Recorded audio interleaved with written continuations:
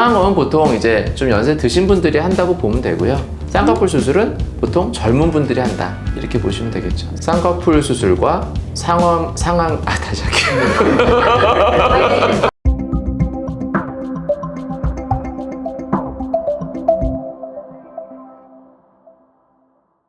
안녕하세요. 상담 오선생의 오선생입니다.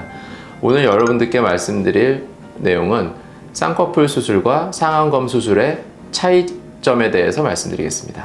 먼저 쌍꺼풀 수술이란 다들 아시겠지만 이렇게 혹꺼풀, 이렇게 쌍꺼풀이 없는 눈을 말하죠. 이게 혹꺼풀에서 쌍꺼풀이 생기는, 쌍꺼풀을 만들어주는 그런 수술을 쌍꺼풀 수술이라고 하고요. 그럼 상안검 수술이란 상안검이라는 말은 이제 한자죠. 그 상은 이제 윗상자를 말하고요. 안검은 눈꺼풀을 말해요. 그 위에 있는 눈꺼풀이라는 뜻이죠. 윗눈꺼풀. 우리가 흔히 생각하면 눈꺼풀 여기잖아요. 그러니까 그 눈꺼풀을 말하는 거예요. 상안검 수술이라고 하면 윗눈꺼풀을 수술하는 거를 말합니다. 그냥 쉽게 생각하시면 돼요. 그러면 쌍꺼풀 수술도 결국은 그 윗눈꺼풀, 상안검 쪽에 수술을 하는 거잖아요. 그러니까 뭐 일종의 상안검 수술이라고 말할 수도 있죠. 쌍꺼풀 수술도. 근데 우리가 흔히 상안검 수술이라고 하면 그 상안검 위쪽에 있는 그 윗눈꺼풀을 수술하는데 윗눈꺼풀이 처진 경우에, 보통 이제 나이가 들어서 처지겠죠. 처지는 경우에 그 처진 피부를 잘라내주면서 쌍꺼풀을 이렇게 만들어주는, 그래서 처진 눈꺼풀을 수술하는 이런 경우를 상안검 수술이라고 합니다. 상안검은 보통 이제 좀 연세 드신 분들이 한다고 보면 되고요. 쌍꺼풀 수술은 보통 젊은 분들이 한다 이렇게 보시면 되겠죠. 쌍꺼풀만 딱 만들어주면 되는데 연세 있으신 분들은 쌍꺼풀이 물론 없을 수 있죠. 그런 분들에서 쌍꺼풀만 만들어도 처짐이 심하기 때문에 이 처진 피부를 잘라내주지 않으면 안 되는 경우도 많거든요. 대부분 처진 피부를 같이 잘라내주게 되고, 그래서 그런 경우에는 그냥 상안검 수술이다 이렇게 보시면 될 것 같아요. 상안검 수술 방법은 쌍꺼풀 라인을 일단 만드는데 우리가 쌍꺼풀 수술에는 방법이 크게 절개를 하지 않는 비절개 방법이 있고 절개라는 방법이 있죠. 근데 상안검 수술은 처진 피부를 잘라줘야 되니까 무조건 절개를 해야 돼요. 이 피부 잘라내야 되니까요. 그래서 잘라내고 꼬매는 과정이 반드시 필요하고요. 전체적으로 쌍꺼풀 선을 따라서 절개를 하고 그 위쪽에 있는 피부를 원하는 만큼, 처진 만큼 잘 디자인을 해서 그 부분을 같이 잘라내주게 됩니다. 쉽게 생각하면 쌍꺼풀 수술인데 처진 피부를 잘라내주는 쌍꺼풀 수술이 상안검 수술이다 이렇게 보시면 될 것 같아요. 상안검 수술에서도 쌍꺼풀을 만드는 과정이 같이 포함이 되고요. 이때는 쌍꺼풀 수술할 때처럼 라인을 높게 잡는다든지 라인을 크게 잡는다든지 아니면 작게 잡는다든지 이런 것들을 쌍꺼풀 수술을 할 때처럼 똑같이 고려를 해서 쌍꺼풀을 만들어주게 되고, 그 다음에 처진 피부를 잘라서 나중에 그 생기는 그 모양이 굉장히 자연스럽게 되도록 잘 디자인을 해서 만들어주게 됩니다. 근데 이제 조금 차이가 뭐냐면 이 쌍꺼풀을 만들 때는 눈이 있으면 그냥 거의 눈폭보다 뭐 비슷하거나 약간 작게 절개를 하게 되는 경우가 많죠. 대부분.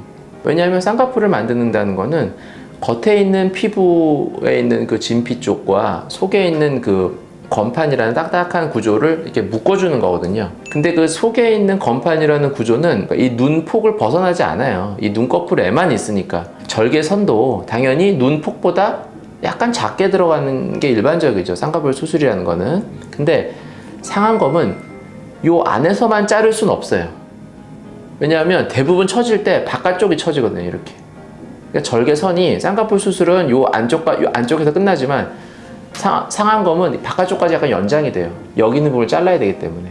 그래서 절개선이 조금 뒤쪽까지 연장이 된다. 그게 조금 차이가 있어요. 쌍꺼풀 수술과 나중에 다 하고 나서의 차이.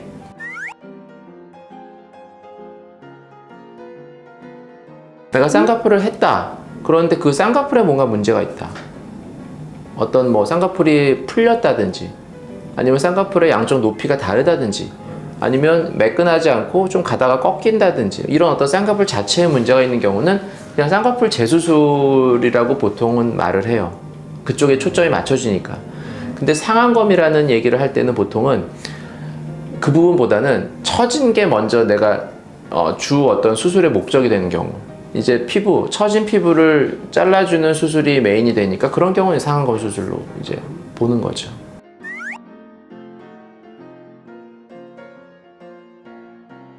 예전에 수술을 했는데 나이가 들어서 작아지는 경우는 쌍꺼풀이 이렇게 묶어준다 그러잖아요. 겉에랑 속을 묶는데 이 묶은 부분이 나이가 들수록 좀 느슨해지는 경향이 있어요. 그러니까 이게 느슨해지면 쌍꺼풀이 처음에 딱 높게 잡혔던 게 느슨해지면 이렇게 작아져요.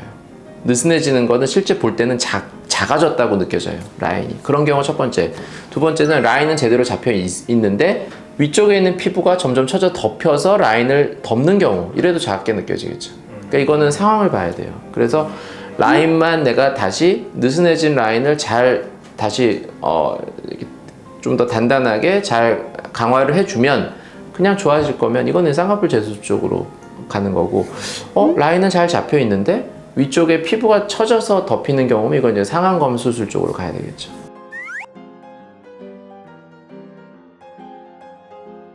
근데 쌍꺼풀 라인의 크기는 정할 수 있는 높이가 정해져 있어요. 쌍꺼풀은 이게 검판의 크기 이런 게 있기 때문에 너무 높게 잡으면 오히려 눈을 뜨는 거를 방해해서 굉장히 눈 모양이 이상해져요. 그러니까 내가 높게 잡을 수 있는 한계가 있어요, 쌍꺼풀은. 네. 근데 그 한계가 될 때까지 잡았는데도 위에 있는 피부가 처져서 덮인다, 이러면 잘라야죠.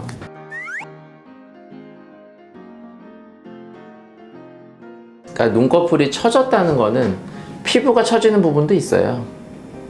눈꺼풀 피부가 처지는 부분도 있지만 또 한 가지는 이 눈썹의 위치가 원래 여기에 딱 있는 눈썹이 나이가 들면 이 위치가 내려가는 거예요. 내려가면 어떻게 돼요? 밑에 눈까지 영향을 받아서 이렇게 내려가죠. 그래서 상안검을 할 때는 처음에 할 때는 눈썹의 위치가 괜찮았어요. 그래서 내가 여기 잘랐어요. 근데 나중에 보니까 또 처졌어요. 그러면 여기를 자르면 되냐? 그게 아니라 그러면 눈썹이 내려와서 처진 건지를 확인해야 되는 거죠. 만약에 눈썹이 내려와서 처졌는데 여기를 잘라버리면 눈썹과 눈 사이의 피부가 점점 작아지는 거죠. 점점 줄어드는데 눈썹은 내려와 있는 좀 이상한 모양. 그럴 때는 여기를 자를 게 아니라 오히려 눈썹을 올려서 처진 거를 맞춰주는 이런 거를, 그렇죠. 뭐 위쪽에서 이렇게 올려서 맞춰주는 이런 거를 생각해 봐야 되겠죠. 뭐 그렇지 않고 상안검을 했는데도 눈썹의 위치는 괜찮은데 그냥 피부가 좀 더 남아서 처지면 그런 경우 상안검을 또 하면 되고요. 그거는 이제 상태에 따라서 판단을 해야 되겠죠. 네, 지금까지 상담 오선생의 오선생이었습니다. 영상 보시다가 궁금하신 점 있으면 댓글로 남겨주시면 제가 성심성의껏 답변해 드리겠습니다. 오늘도 시청해 주셔서 감사합니다.